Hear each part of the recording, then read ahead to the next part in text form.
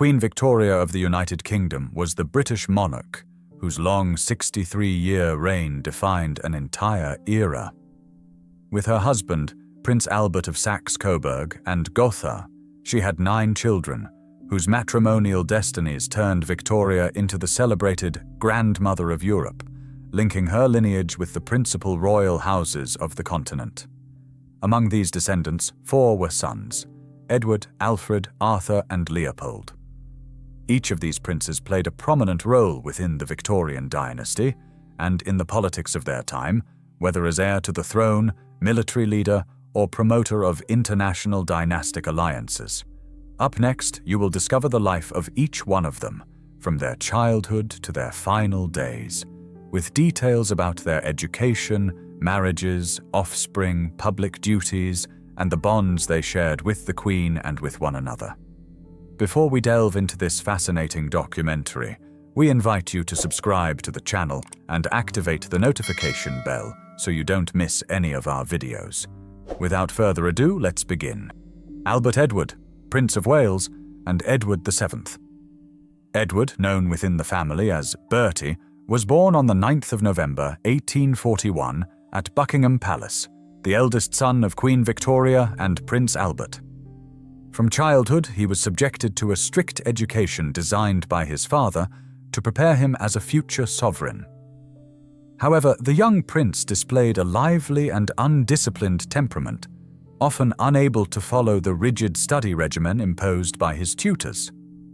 Far more than books, he was drawn to the pleasures of social life, and as a teenager he preferred the amusements of Paris and aristocratic circles to the classrooms of Oxford or Cambridge.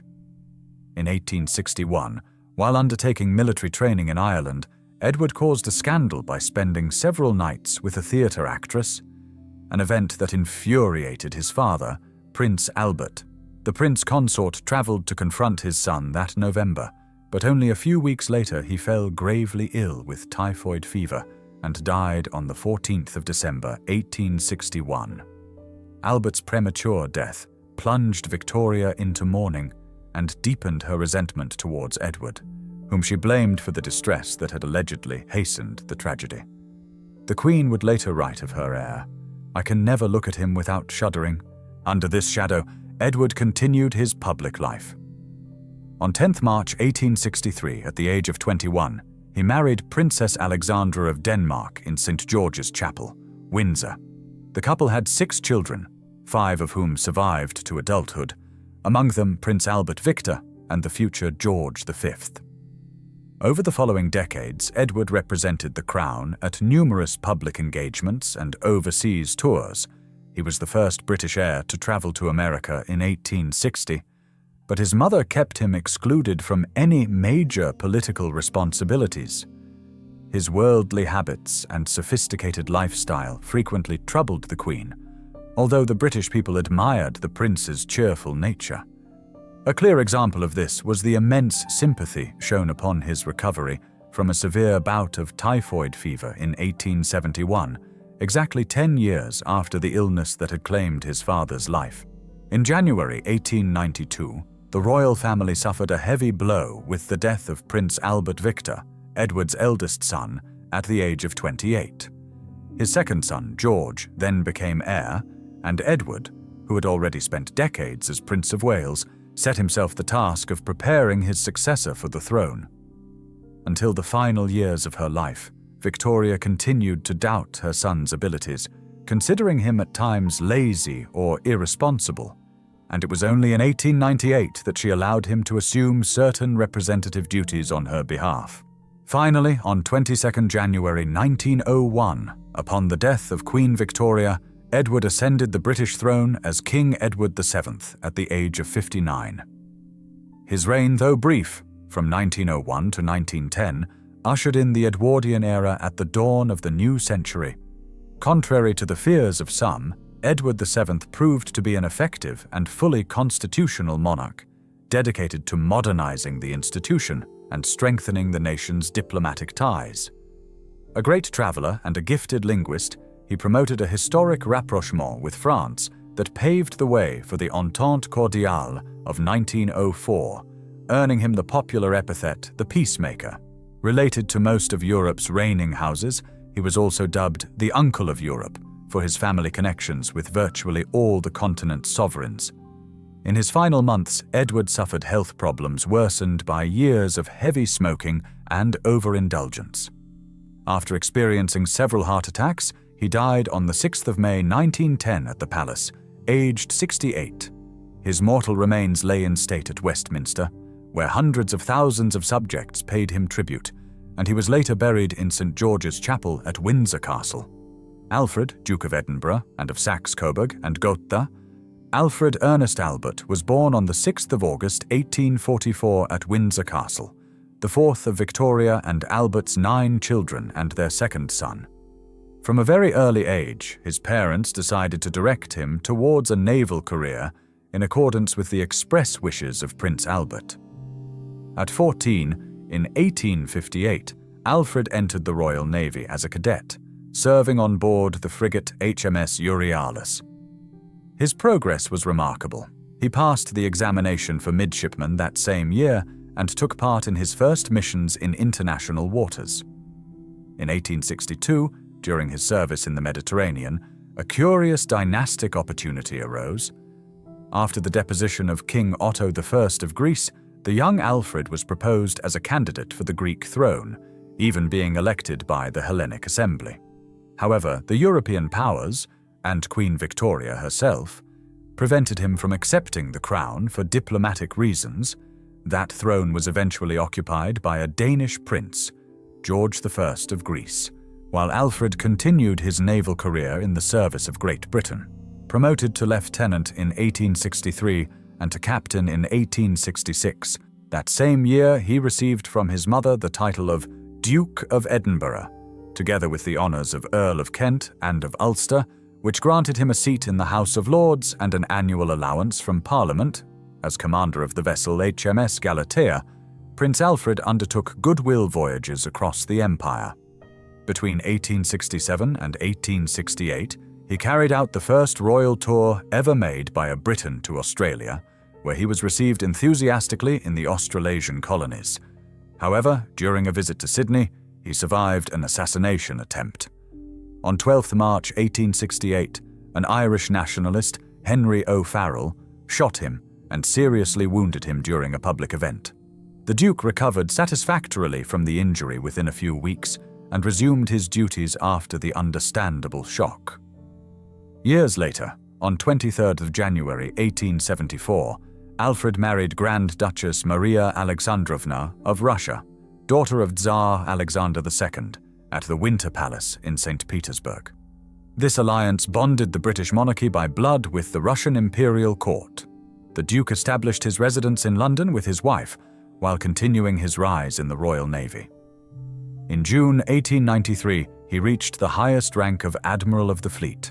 That same year, 1893, the death without issue of Duke Ernest II of Saxe-Coburg and Gotha, brother of Prince Albert, made Alfred heir to that German duchy, renouncing most of his obligations in England. The prince assumed the title of Sovereign Duke of Saxe-Coburg and Gotha and moved his family to Coburg to carry out his new responsibilities, though he officially retained his British dukedom of Edinburgh. His final years were spent administering his domains in Germany and fostering connections between the Coburg court and his royal relatives in Britain, Russia, and other European nations. However, he also endured personal tragedy. His only son, Prince Alfred of Edinburgh, nicknamed Young Alfred, died in 1899 at the age of 24 under tragic circumstances, leaving the Duke without a direct male heir. Shortly afterwards, exhausted in health, Alfred died at Rosenau Castle, Coburg, on the 30th of July 1900, aged 55, the victim of throat cancer. His widow Maria and their 4 daughters, among them Princess Marie, who would later become Queen of Romania, survived him. Contemporaries and biographers described Duke Alfred as a cultured, intelligent man and an outstanding naval officer, with a more reserved temperament than that of his elder brother, Edward. Arthur, Duke of Connaught and Strathearn. Arthur William Patrick Albert was born on the 1st of May 1850 at Buckingham Palace, the 7th of Victoria and Albert's 9 children, and the 3rd son of the royal family. He was given the name Arthur in honor of the Duke of Wellington, with whom he shared a birthday, one of his godparents. Contemporary accounts state that Arthur became Queen Victoria's favorite son, owing to his character and dedication. From an early age, he showed a marked inclination for military life. Initially educated by tutors, he entered the Royal Military Academy at Woolwich in 1866 at the age of 16. He graduated successfully and 2 years later, in 1868, received his first commission as an officer in the Royal Engineers. He continued his military training by later serving in both the artillery and the infantry of the British Army, preparing himself for a long career in the service of the Empire. In recognition of his position, on 24 May 1874, the Queen granted him the title of Duke of Connaught and Strathearn, in addition to the Earldom of Sussex. Shortly afterwards, Arthur married Princess Louise Margaret of Prussia, to whom he was wed on the 13th of March 1879 in St. George's Chapel at Windsor Castle. 3 children were born of this union: Princess Margaret in 1882, Prince Arthur in 1883, and Princess Patricia in 1886. Margaret of Connaught would become Crown Princess of Sweden upon her marriage to the future King Gustav VI Adolf, thus linking the Connaughts with the Swedish royal family. During these years, Prince Arthur alternated his family life with his military career. The Duke and Duchess of Connaught established their country residence at Bagshot Park, Surrey, and from 1900 occupied Clarence House as their official London residence. Arthur enjoyed a distinguished military career of considerable international scope. He took part in the British expedition to Egypt in 1882, where he commanded a guards brigade at the Battle of Tel el-Kebir, which secured control of the Suez Canal. He later served in colonial India. Between 1886 and 1890, he was Commander-in-Chief of the Bombay Army, playing an important role in the military administration of the British Raj. Upon his return to Europe, he held several high commands: Commander-in-Chief of the British forces in Ireland from 1900 to 1904, Inspector General of the Army from 1904 to 1907, and finally Commander-in-Chief in the Mediterranean region from 1907 to 1909. His experience and prestige earned him a historic appointment in 1911, when his nephew, King George V, named him Governor-General of Canada.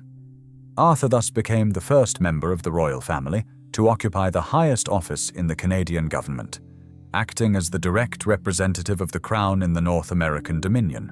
He held this high office until 1916, traveling throughout Canada and earning the respect of local society. Upon completing his mission in Canada, the Duke returned to England and continued to undertake official duties in the years that followed, although he gradually reduced his public engagements. He eventually retired from public life in 1928, bringing to a close more than 6 decades of active service. Prince Arthur lived to an advanced age, becoming a venerable patriarch of the royal family. He died on the 16th of January 1942 at Bagshot Park, aged 91, the last surviving son of Victoria. His remains were laid to rest beside those of his wife, Louise Margaret, who had died in 1917, in the royal burial ground at Frogmore, Windsor. Arthur's long life, marked by loyal military service and his role in imperial affairs, made him a respected figure in Britain and across the Commonwealth, embodying the ideal of a prince who devotes his entire life to duty. Leopold, Duke of Albany. Leopold George Duncan Albert was born on the 7th of April 1853 at Buckingham Palace, the 8th child of Victoria and Albert and the youngest of their sons. His birth made medical history within the royal household. He was the first child of a reigning sovereign to be delivered under anesthesia, as the Queen was given chloroform administered by the renowned Dr. John Snow. Baptized Leopold in honor of his great-uncle, King Leopold I of Belgium, the prince soon showed signs of having inherited his mother's hemophilia, a condition that prevents proper blood clotting. Owing to this, he spent much of his childhood under extraordinary precautions, shielded from rough play and constantly monitored by physicians, circumstances that led many to see him as a delicate child. Nevertheless, Leopold developed a brilliant intellect and a restless eagerness to learn. In 1872, after much insistence to his mother, he was allowed to attend the University of Oxford at Christ Church College, one of its most prestigious faculties. There he studied several subjects and, in 1876, received an honorary doctorate in civil law. During his university years, he formed connections with distinguished figures of Victorian intellectual life, such as the art critic John Ruskin and the writer Oscar Wilde, even becoming president of the University Chess Club. Acutely aware of the limitations his condition imposed on a military career, Leopold directed his interests towards culture. He became a patron of literature and the arts, assuming the presidency of the Royal Society of Literature in 1878 and the vice presidency of the Royal Society of Arts the following year. He also played an active role at court. From 1876, he served unofficially as his mother's private secretary, assisting the Queen in her daily duties, a position that afforded him significant influence within the royal household. The closeness between mother and son was marked by a delicate balance. Victoria tended to be overprotective of Leopold. She always remained protective to his irritation, notes historian John van der Keister, and he sometimes challenged her simply out of mischief. On one occasion, for example, he flatly refused to accompany her on her annual retreat to Balmoral, complaining that he always found it dreadfully boring. Eager for greater personal independence, Leopold considered that marriage would be his best means of freeing himself from maternal guardianship. In 1881, the Queen created him Duke of Albany, and that same year took it upon herself to seek a suitable bride for him. Victoria suggested Princess Helena of Waldeck and Pyrmont from the German nobility, and Leopold agreed to the match. The wedding, celebrated with great pomp in St. George's Chapel at Windsor Castle, took place on the 27th of April, 1882. His wife Helena brought stability and happiness to the prince's life, as well as a renewed connection with the German courts. The couple had 2 children, Princess Alice, born in 1883, and Prince Charles Edward, born in July 1884. The latter was born only a few months after his father's death and would, decades later, inherit the Duchy of Saxe-Coburg and Gotha upon the death of his uncle Alfred in 1900, thus continuing the male Coburg line through Leopold's descendants. At the beginning of 1884, the Duke of Albany's fragile health led his doctors to recommend that he spend the winter in a milder climate. In February of that same year, Leopold traveled to Cannes on the French Riviera, seeking relief from worsening joint pain, while his wife, then pregnant with their second child, remained in England. Tragically, this journey ended in disaster. On 27 March 1884, while at the Villa Nevada in Cannes, Leopold suffered a fall that caused an injury to his knee. Given his hemophilic condition, even such a seemingly minor accident posed a serious danger. In the early hours of the following morning, 28 March, the prince suddenly died at the age of 30 due to hemorrhagic complications resulting from the accident, reportedly aggravated by the sedatives administered. His premature death was deeply mourned by Queen Victoria, who had already lost her husband Albert and one of her daughters years earlier. Leopold's remains were brought back to the United Kingdom and buried in St. George's Chapel at Windsor, where the royal family bid farewell to the youngest son of the household with profound sorrow. The lives of Edward, Alfred, Arthur, and Leopold, so different in their individual destinies, together form a fundamental chapter in the history of the Victorian monarchy. Each one, in his own way, contributed to his mother's legacy and to the projection of the British crown across the world. Edward VII, after decades as heir, modernized the monarchy and strengthened British diplomacy in Europe. Alfred carried royal influence into naval and dynastic spheres, linking the family with Central Europe. Arthur embodied the ideal of the soldier prince, representing the crown on battlefields and in distant dominions such as Canada. And Leopold, limited in health yet distinguished in intellectual talent, offered cultural patronage, and left descendants who prolonged the royal line in Germany. Collectively, Queen Victoria's sons reinforced the bonds between the British royal house and the other European monarchies of the age, affirming the central role of the Victorian dynasty within the geopolitical and familial network of the 19th century. Their combined legacy endured beyond their lifetimes, paving the way for the next royal generations in a world of constant change. Thank you for joining us until the end of the video. We hope you enjoyed it. If you have something to add, share it with us in the comments and tell us where you're watching from. We'd love to hear from you. Don't forget to give us a like and share this video with your friends and family so that more people can discover the story of Queen Victoria and Prince Albert's sons. And if you haven't already, subscribe and activate the notification bell so you don't miss our historical content. We also invite you to join our members community, where you'll find exclusive material, previews of upcoming videos, and special content for true lovers of history. See you in the next video.